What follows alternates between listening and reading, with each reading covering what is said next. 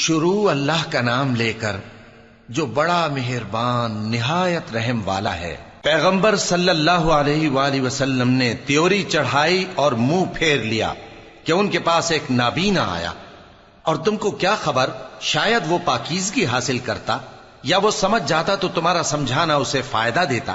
اب وہ جو پرواہ نہیں کرتا سو اس کی طرف تو تم توجہ کرتے ہو، حالانکہ اگر وہ نہ سنورے تو تم پر کچھ الزام نہیں۔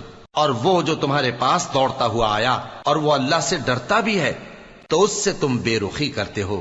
دیکھو یہ قرآن نصیحت ہے، پس جو چاہے اسے یاد رکھے، قابل ادب ورقوں میں لکھا ہوا، جو بلند مقام پر رکھے ہوئے اور پاک ہیں، ایسے لکھنے والوں کے ہاتھوں میں ہیں جو بلند مرتبہ اور نیکوکار ہیں۔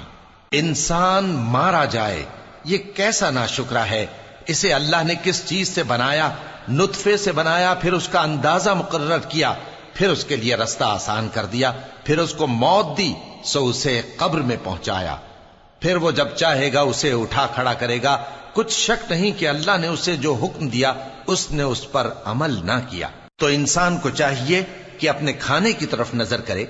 بے شک ہم ہی نے پانی برسایا، پھر ہم ہی نے زمین کو اچھی طرح پھاڑا، پھر ہم ہی نے اس میں اناج اگایا اور انگور اور ترکاری اور زیتون اور کھجوریں اور گھنے گھنے باغ اور میوے اور چارہ، یہ سب کچھ تمہارے اور تمہارے مویشیوں کے لیے بنایا۔ تو جب کانوں کو پھاڑنے والی آواز آئے گی اس دن آدمی اپنے بھائی سے دور بھاگے گا، اور اپنی ماں اور اپنے باپ سے اور اپنی بیوی اور اپنے بیٹوں سے بھی۔ ہر شخص اس روز ایک فکر میں ہوگا جو اسے سب سے بے نیاز کر دے گی۔ اور کتنے چہرے اس روز چمک رہے ہوں گے، خنداں و شاداں، یہ نیکوکار ہیں۔ اور اس روز کتنے چہرے ایسے ہوں گے جن پر گرد پڑ رہی ہوگی اور ان پر سیاہی چڑھ رہی ہوگی، یہی لوگ ہوں گے انکار کرنے والے بد کردار۔